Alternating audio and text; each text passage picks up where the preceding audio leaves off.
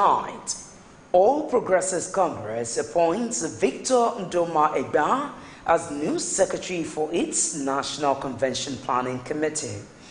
In business, Central Bank of Nigeria injects $331.41 million into forex markets. And on the foreign scene, Pedro Sanchez sworn in as Spain's new Prime Minister.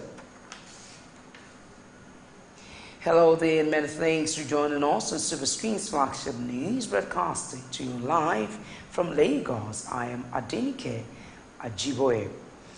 The All Progressives Congress (APC) has appointed Victor Ndoma Egba as the new secretary for its National Convention Planning Committee. This followed the resignation of Ben Nwajumogo earlier today. In a message on APC's official Twitter handle, it said Secretary of the National Convention Planning Committee, Ben Nwajumogo, has resigned the position for personal reasons and has been replaced by Victor Ndoma Egba. Gunmen have attacked Zakuna village in Zamfara State, killing 15 people. The Public Relations Officer, PRO, of the Zamfara State Police Command, Mohammed Shehu, disclosed this to journalists in Gazal. Shehu said the attackers invaded Zakuna in the early hours of Friday and stole cows belonging to villagers. According to him, a vigilante group known as Yansakai took on the rustlers, forcing them to flee only for the bandits who reinforced and attacked the village, killing 15 people. The police have, however, deployed heavy security to the area to maintain peace and stability. Shehu said the state's commissioner of police, Kenneth Ebrison, had ordered discreet investigation into the latest incident to catch the perpetrators and bring them to justice.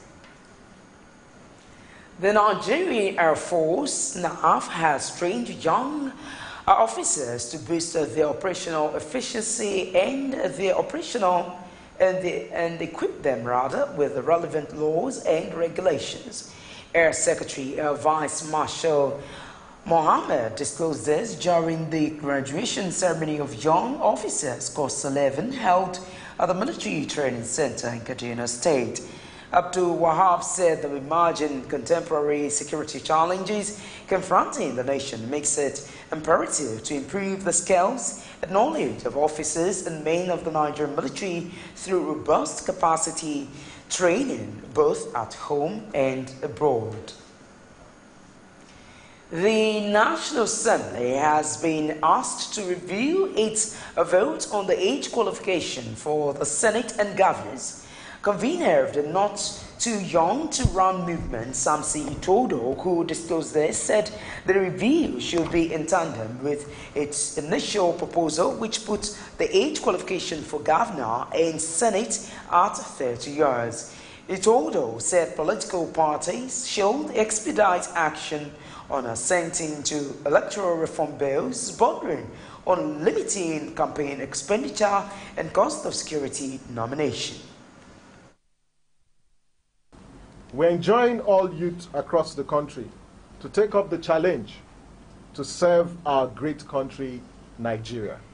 One, that the National Assembly should review its vote on the age qualification for the Senate and the governors, and this review should be in tandem with the proposal by the movement that the president, the age qualification for the president was 30 years and not 35, the governors from 35 to 30, and Senate to 30 years.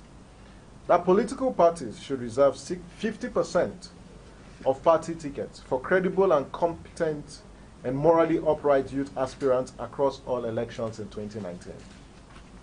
The third demand is that the government, the National Assembly, as well as the President, should expedite action on assenting to electoral reform bills bordering on limiting campaign expenditure and the cost of securing party nominations. He also called on Nigerian youths to exercise their power in the 2019 elections, not only as voters or campaigning merchants, but as qualified electoral candidates. Deputy Senate President Ike Ekweremadu has explained why the 35 years age requirement for the Senate and governorship positions was not reduced when the Not Too Young to Run bill was passed by the National Assembly. In a statement signed on Friday by Special Advisor on the Media, Uche Anichukwu, Ekweremadu said it was to correct the initial disparity in the 1999 Constitution between the age requirement for the Senate and the presidency. You'll recall that the bill was passed by the National Assembly last year to alter Section 65, 106, 131, 177 of the Constitution, and it sought to reduce the age qualification for president from 40 to 30, governor from 35 to 30, senator from 35 to 30, House of Reps membership from 30 to 25, and State House of Assembly membership from 30 to 25. However, in the assented bill, the age qualification for governor and senate was retained at 35 years. A former member of the House of Representatives, Okpeyemi Bamidele, and another party loyalist have been shot. The incident occurred on Friday in Ado-Ekiti, the state capital, as a result of an accidental discharge. The victims were hit by bullets during the take-off campaign of the All Progressives Congress APC governorship. Our candidate, Kayode Fayemi, APC chairman, the state Jide Awe, confirmed the incident to journalists. Awe claimed that the shooting was aimed at Fayemi, although Bamidele accidentally fell victim of the shot.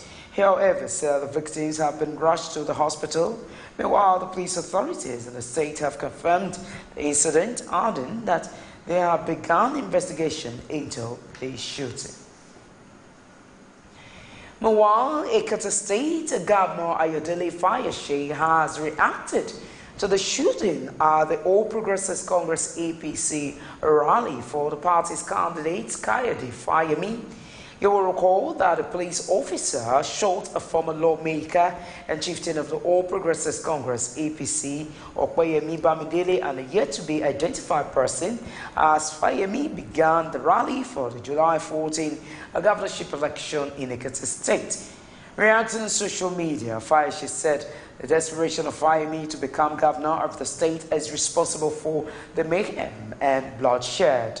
Fayose, however, sympathized with the victims of the shooting, presently being treated at the State University Hospital. The People's Democratic Party, PDP, has set up a campaign council for the upcoming governorship election in Ekiti State. The National Publicity Secretary of the party, Kola Olomodinyo, disclosed this in a statement today. According to him, the PDP National Working Committee approved the composition of a council to ensure that the party's victory in the July 14 poll in the state. Olobodinyo said Akwa Ibom State Governor Emmanuel Dom is to chair the council, and his Delta State counterpart, Ifeanyi Bukowa, is the deputy chairman, while the PDP chieftain Eddie Olafeso is the secretary. Olobodinyo said the party will inaugurate members of the council on Monday next week at its national secretariat in Abuja. Imo State Governor Rochas Okorocha has advised that the All Progressives Congress APC, the All Progressives Grand Alliance ABGA, to wind up and fuse into the All Progressives Congress APC. The governor, who disclosed this in a statement by his chief press secretary, Sam Owemodo, said his former party should fold up if it cannot fly again and stop brandishing his name. Okorocha accused ABGA of using his name to market their party in a very wrong way, pointing out that they first came up with a story of him wanting to return to ABGA. He also said Victor Oye and his cohorts in ABGA are yet to recover from what His exit cost the party. A two-time gubernatorial candidate of the People's Democratic Party, PDP, in Ogun State, Boyega Isiaka, has joined the African Democratic Party, ADC. In his address, Isiaka said he resigned his membership of the party due to the interactable crisis within the Ogun chapter of the party. Isiaka described the ADC as a party whose philosophy is devoid of retrogressive politics, adding that ADC believes in human capital development and dignity of its citizens. You're still watching Superscreen News at 8, coming up in business. Central Bank of Nigeria, CBN, injects $331.41 billion into the forex market. Join us for details of these and more after this time out. Before they come, they're supposed to, give us some information, notice, at least maybe a week or so. There was nothing like that. Hunger is everywhere in Nigeria. People are dying every day, but Nigeria government are keeping quiet. Housemen are killing people. Why? It's not what we expected because of these old men that are leading us, and you people know, you are aware that these people are not the right people to lead us. These kind of people that are leading us here are people of black mind. They just care about themselves and their family. You are affecting my village. Let me use grass. If I call it use grass, I'm not to mistake. The other place where they build a shop, call it plaza. Say each shop there are 4 million naira. So I don't have the money, so I have to leave. If you plan to get a tribal mark, it takes a lot of pain, but after some time, you enjoy it. No, we experience hold up now during the construction time. Then after some time, we start enjoying it. The way they are doing the construction is too slow. It's too slow. The construction is too slow. They should stop the construction and make sure people go into their businesses and do their businesses.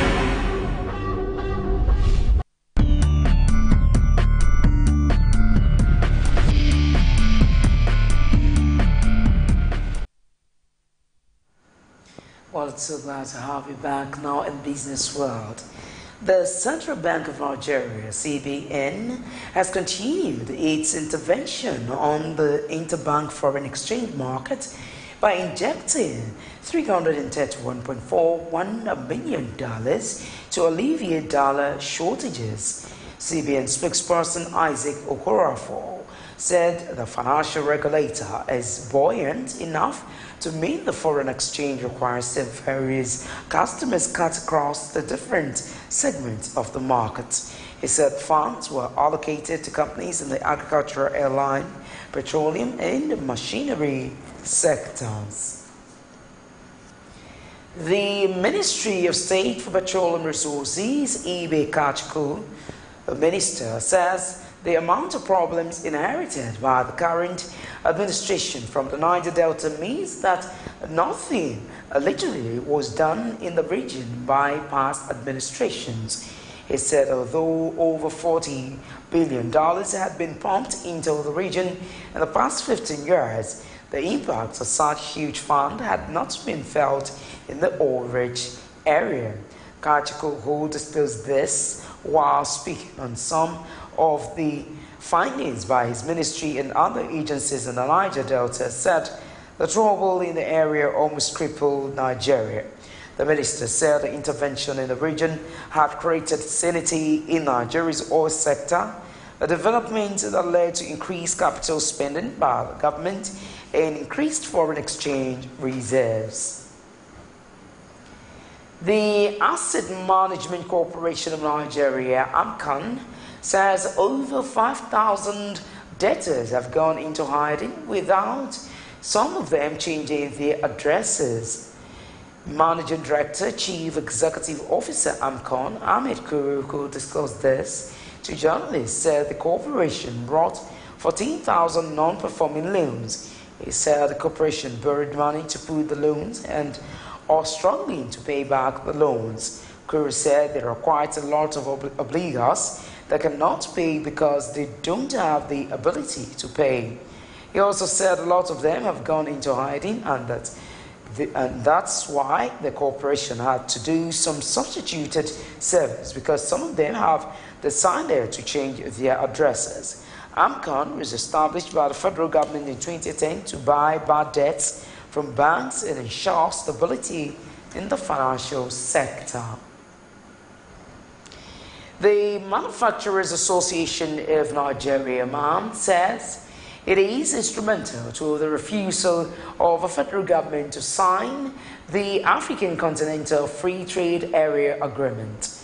MAN President Frank Jacobs, represented by the Director General of MAN, Shegun Ajayi Kadri, said it is to the benefit of Nigeria's economy and the government did not sign the agreement. Jacobs said the agreement, if signed, would have impacted negatively on Nigeria's manufacturing sector, adding that it was MAN's intervention that resulted in the FG on not signing the AFC-FTA agreement. AFC-FTA is a trade agreement between 44 African Union member states with the goal of creating a single market, followed by free movement and single currency union. Still ahead on the news, Pedro Sanchez sworn in as Spain's new Prime Minister. Details of this and more coming up shortly.